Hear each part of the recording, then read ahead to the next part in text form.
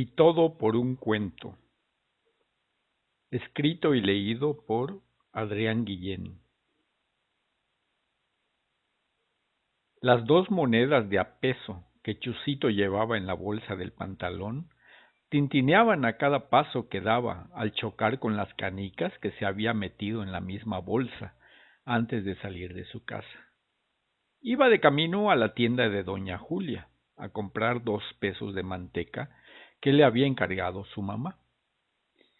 A él le gustaba ir a comprar esto, porque en el trayecto iba rebañando con sus dedos sucios los restos de la manteca adherida al recipiente de peltre.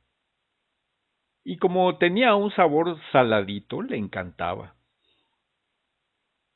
Dirigió sus pasos hasta la tienda, pasando primero por la panadería de doña Juanita, para aspirar el olor a pan caliente que flotaba en el aire. Y luego de disfrutar por un momento esto, caminó hasta el parque, 2 cuadras más abajo. Ahí se detuvo al ver que sus amigos jugaban canicas en un pequeño espacio de tierra a un lado de la iglesia, el atrio, conocido por todos como el campito de la iglesia. Era el lugar preferido por todos los chamacos del pueblo para juntarse y jugar canicas o trompos o bate, que así le decían refiriéndose al béisbol, un béisbol callejero, donde solo bastaba una bola de esponja del tamaño de un limón, forrada de trapo y un palo como bate, para armar el juego entre 2 equipos de 4 o 5 muchachitos. El lugar era tan atrayente que Chusito no resistió la invitación que le hicieron sus amigos para unirse al juego. Estaban jugando a las canicas, un cuadro donde se colocaban las canicas y una raya a 2 metros.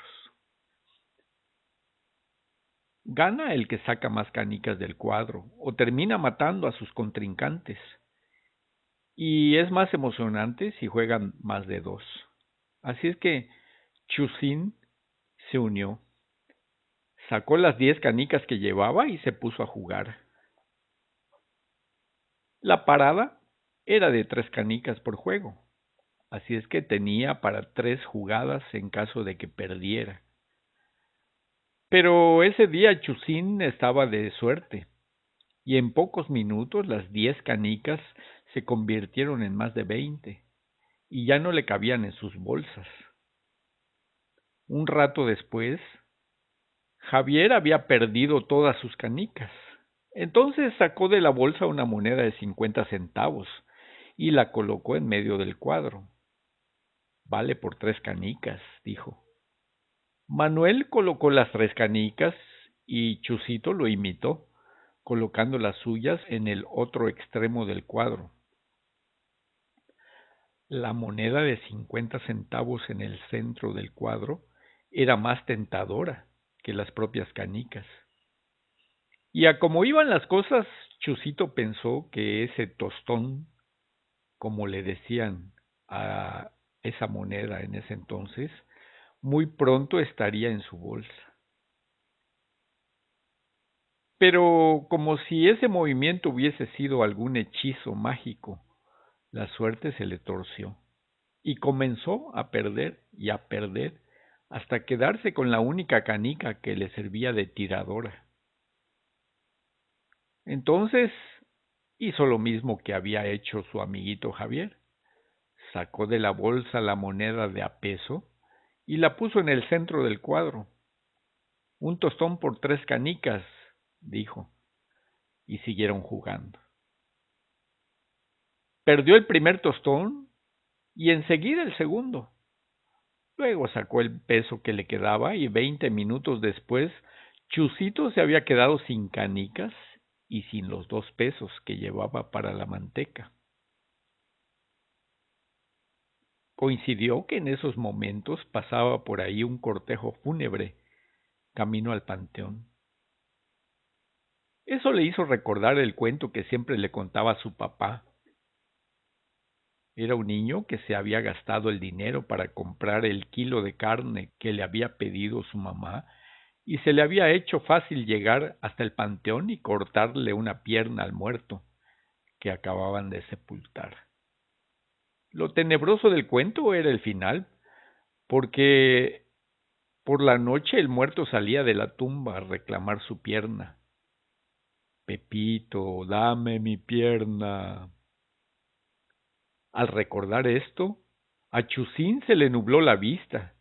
Dio un grito de terror y salió corriendo, preso del pánico, mientras sus amigos reían pensando que estaba bromeando. Corrió sin parar hasta llegar a su casa y entró sin que su mamá se diera cuenta. Se metió bajo la cama asustado y esperó. Permaneció ahí, sudando y respirando agitadamente, atento a que en cualquier momento apareciera el muerto o escuchara la voz tenebrosa que lo llamaba por su nombre, aún sabiendo que él no había hecho nada. No era el Pepito del cuento, pero en su mente bullía esa idea y estaba en shock, temblando de pies a cabeza por el miedo.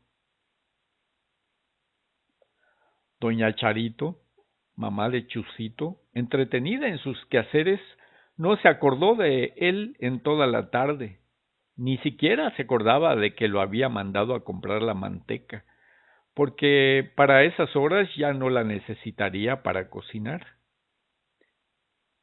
Así es que no notó su ausencia, sino hasta muy entrada la tarde, cuando ya estaba oscuro y no había bajado al comedor a cenar. Raúl, Chusito no está en la casa, le dijo doña Charo a su esposo, y ahorita que me acuerdo, lo mandé a comprar manteca y no regresó, nunca me lo trajo. Un sudor frío perló la frente de Raúl y comenzó a respirar agitadamente por la angustia. Voy a buscarlo, le dijo a su mujer. Tomó su café con pan y 2 puchitos de frijol rápidamente, tan rápido que por poco se atraganta. Se cubrió con una chamarra y salió a la calle a buscarlo. Lo primero que hizo fue ir a la tienda. No, su hijo no ha venido en todo el día, le dijo doña Julia. Raúl tragó saliva y palideció. Salió de ahí más angustiado, pensando en lo peor, y encaminó sus pasos a la casa de su compadre Ramiro, papá de Javier, el que había estado jugando canicas con Chusín. Ahí se enteró que esa tarde habían estado jugando en el campito de la iglesia, y luego le contó lo que había pasado cuando pasó el cortejo fúnebre. Raúl regresó a su casa muy angustiado. Su esposa se puso a llorar emitiendo gemidos, y él, desesperado, empezó a llamarlo por su nombre. Chusito seguía escondido debajo de la cama. Su mente, embotada por el cansancio y el sueño, le jugaba una mala pasada, porque al escuchar su nombre, escuchaba la voz del muerto que lo llamaba, y que ya estaba llegando hasta donde él estaba escondido. Luego escuchó los gemidos de su madre y los confundió con gritos terroríficos, fantasmales. Y en vez de salir del escondite, se agazapó aún más. Finalmente, cuando el ruido cesó, él se quedó profundamente dormido. Para la madrugada, se había activado una redada de búsqueda por los alrededores del pueblo y por todo el cauce del río, desde donde empezaba el pueblo, allá por la poza de El Amate, hasta abajo, en la cabecera del campo de aviación, ahí donde les gustaba ponerse atrás de los aviones para que los volara el viento que soplaba cuando iban a despegar. Al no hallar ni rastros de él, fueron por los perros rastreadores al pueblo vecino, que todavía los tenían ahí porque los habían utilizado los policías para rastrear a unos reos que se habían fugado de la penitenciaría un mes antes. Eran dos perros pastor belga, muy inteligentes, que desde el momento que les dieron a oler una camisa del niño, se pusieron a tirar con fuerza de sus correas para salir disparados hacia el monte, olfateando el suelo y ladrando desmesuradamente. Pero a pesar de eso, no le encontraron. Y cuando ya regresaban de buscarlos en toda la orilla del río, llegaron hasta el parque, donde esa tarde jugaron a las canicas. Y aún estaba marcado en el polvo del suelo el cuadro y la raya. Uno de los chuchos olfateó el suelo y las marcas de las pisadas en el polvo, y luego alzó la cabeza, apuntando el morro hacia arriba, en dirección a la casa del niño. Y entonces comenzó a jalonear la correa, tan fuerte que el que lo tenía agarrado optó por soltarlo. El perro, al sentirse libre, corrió calle arriba, aullando con frenesí, hasta llegar a la casa de don Raúl, donde él y su esposa esperaban muy angustiados. Al escuchar el ladrido, doña Charito, la mamá de Chusito, abrió la puerta y el animal, sin medir su fuerza, entró como cachiflín, haciendo que la señora trastabillara y casi cayera al suelo, si su marido no lo hubiese logrado agarrar del brazo. El chucho entró directo hasta la recámara del niño y empezó a ladrar señalando bajo la cama. La luz del afocador hizo que Chusito se despertara, asustado, y dando gritos tratara de salir huyendo.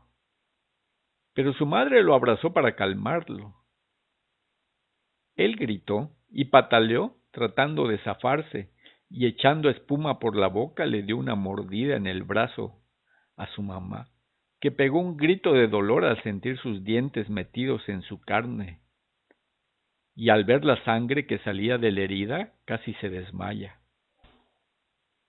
Raúl, al ver que la cosa se agravaba, salió a buscar el auxilio del doctor que vivía ahí cerca. El doctor era casi un muchacho, recién salido de su servicio social, y sin poner ningún pretexto tomó su maletín y salió corriendo detrás de Raúl. Llegaron 15 minutos después, y lo primero que hizo fue aplicarle una inyección en el brazo al chamaco para tranquilizarlo. Y en segundos Chusito quedó dormido. Luego, con mucha tranquilidad, se dedicó a curar la herida de doña Charo. Las mordidas humanas son más peligrosas que las de un perro, dijo el doctor, y le aplicó un buen antibiótico para prevenir la infección. El niño no despertó en toda la noche, y Raúl se pasó en vela, cuidando el sueño de los dos. Cuando por fin empezó a clarear, doña Charito despertó y caminó casi de puntitas hasta la cocina para preparar café.